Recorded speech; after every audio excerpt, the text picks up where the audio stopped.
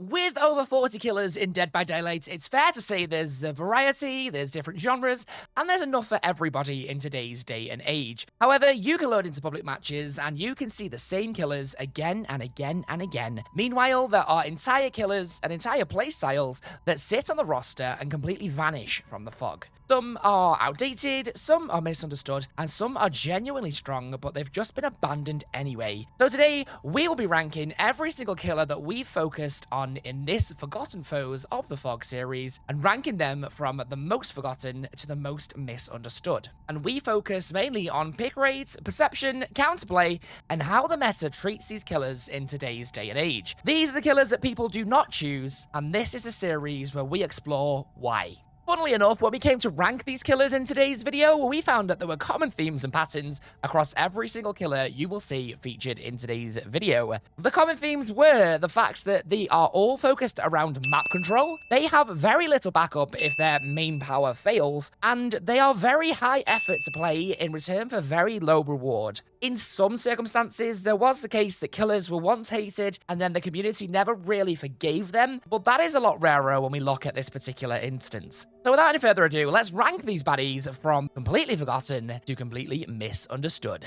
Starting us off at number 10 is the Deathslinger. The Deathslinger sits at the bottom of this list not because he's bad, but because he's painfully awkward in today's meta. His power is demanding, it's slow, and it's very unforgiving considering how much effort you have to put into it. Miss a shot and you lose your distance instantly, and it can throw you on the back foot before you're even prepared. Even so, if you land that shot, then there's still a big risk that you're getting nothing from the survivor if they play it right and they have enough game sense to just dodge you. And one big reason why he's at the bottom of the pick rates in terms of ranking is because of that huge nerf that he received not long after his release. DBD removed his reduced terror radius, they gave loud audio tells that gave survivors lots of information, and he is a killer that is just a lot more strategic than fun to play. With the meta heavily focusing on mobility and map pressure, Deathslinger just feels kind of exhausting to play in general, and he's been left behind in the dust. Don't get me wrong, in the right hands, he can still dominate.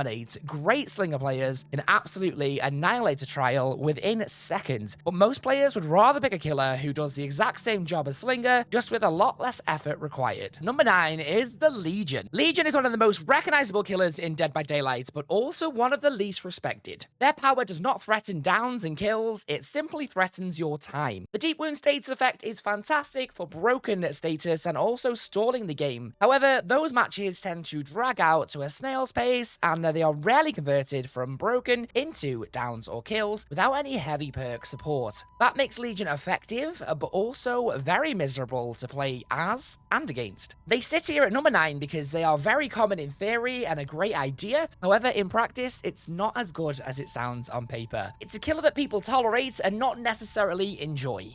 Next up at number 8, we have the Pig. The Pig is a masterclass in unrealized potential. She has stealth, she has slowdown, and she has one of the most iconic mechanics in Dead by Daylight. However, none of it really comes together clearly enough for people to be wanting to play her on a regular basis. Her ambush power is great, but it's situational. Her traps are deadly, but they're inconsistent, and her pressure is just delayed, which is easily managed by coordinated survivors or anyone with decent game sense who knows exactly how to counter those traps. She requires very precise decision making for very average results, and in a game where it's so fast paced and the meta requires you to be on your toes every second, every minute of every trial, it's kind of a brutal ask when it's not really that consistent for killer players. The Pig isn't forgotten because she's weak, she's forgotten just purely because of the frustration. So I think she deserves the place here at number 8 in today's ranking. Number 7, we have the Onryo. The Onryo was designed as a stealth and pressure killer. However, when you look at it, she doesn't really excel in either one of those aspects. Her demanifest is a fantastic feature, but it gives her away so easily when she flickers, and her chase is pretty basic to say the least. Sure, she's got a condemned mechanic, which can be absolutely brutal, but it's surprisingly easy to dismantle it once survivors understand it. Good survivors are very adept at turning off TVs, managing tapes, and then suddenly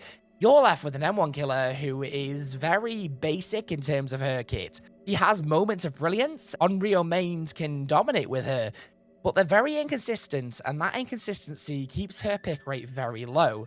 At number 6 is the Hag. Now, the Hag is not a weak killer, she is simply outdated. She thrives on setup, prediction, and territorial control in any trial that she enters. Compare that in today's modern meta, and it kind of clashes a bit too hard. It was great back in 2016, but in 2025, it's not really as effective as it used to be. If you are playing against uncoordinated teams, then she's absolutely terrifying. She can dominate in minutes and get a 4K before you even blink. However, if you've got experienced survivors, they know what they're doing, and they systematically just break down her power, chipping away bit by bit by bit. She lands in the middle because when the Hag works, she really works. However, the game is no longer as effective as it used to be in terms of her playstyle, and she's kind of not really caught up in any way. Coming in at number 5 is the Demogorgon. Demogorgon's placement is less about balance and it's more about circumstance. He's a very solid killer across the board. He's got decent chase, he's got map traversal, he's got good information, and he can absolutely dominate when he zones on any trial. However, he kind of lacks strength. He's not the fastest, he's not the deadliest, and he certainly is not the most oppressive in today's meta. Also, if you add in the temporary loss of the Stranger Things license on Dead by Daylight, Demogorgon was no longer really seen because no one could really buy him and everyone kind of forgot he existed, so he wasn't really played that often. So with the long periods of absence, he kind of just became a killer people simply stopped practicing and kind of moved on from. He's misunderstood, but not because he's bad, purely because he never really had a reason to be meta and the strength is just not quite there. At number 4, we have the Plague.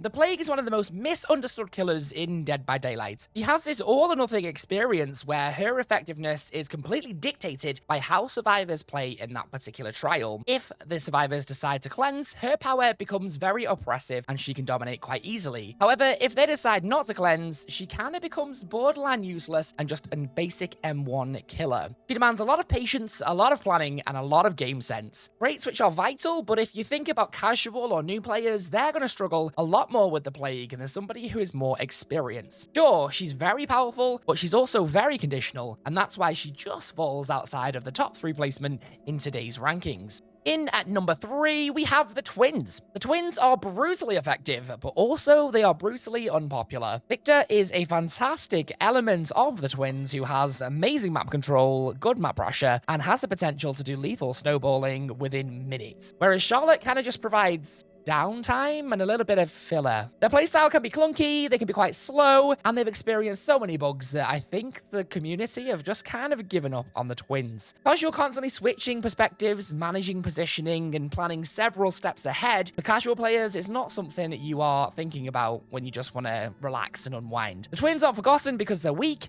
they're forgotten because they're exhausting, and it's kind of understood. At number 2, and possibly one of the most misunderstood killers in Dead by Daylight, is the Skull Merchant. Now, she is a great killer. She has fantastic zoning potential, she's constantly fed information, and she can deny pretty much anything in a trial from her base kit alone. But the big problem is that she is permanently scarred by her initial release. When she first came out, games were painfully slow, they were forced into these 3-gen situations, and let's be honest, the drones were slightly overpowered when they could scan you on generators and the vaults and pretty much anywhere. But despite several reworks and nerfs, she still is one of the most hated killers on Dead by Daylight, and I do genuinely believe she's tried to be reworked to be more accepted within the community, but she is just constantly stained by her release. So she's well remembered as a killer, but she's remembered for all the wrong reasons, and I believe she is misunderstood rather than forgotten as a killer. And number 1 is the Artist. The Artist is one of the most misunderstood killers in Dead by Daylight, and I personally think it is criminal. She has zoning, she has anti-loop, she's got map pressure, she's got information reading built into her base kit. However, for new players especially, they find her far too complicated to understand how she works before they unlock her full potential. In my opinion, one of the funnest killers to play, however, one of the hardest to understand, and that definitely plays into why her pick rate is so low. With a meta that's obsessed with speed and simplicity, the Artist just simply demands too much strategy, and unless you've got a lot of hours behind you and you understand her and the game really, really well, you're gonna struggle, and that's exactly why she's been left behind and takes the top spot as the most misunderstood killer on this ranking system. So, what do you think of my ranking? Do you agree, or would you put the Skull Merchant somewhere else? Would you put the artist somewhere else? Let me know your rankings and your reasonings down in the comments below. If you have enjoyed today's video, make sure you give it a big thumbs up because it helps me out more than you will ever know. And also make sure you hit the subscribe button to catch future episodes of Forgotten Foes of the Fog or some more deep dive analytical content on Dead by Daylight. Until next time, I will see you then.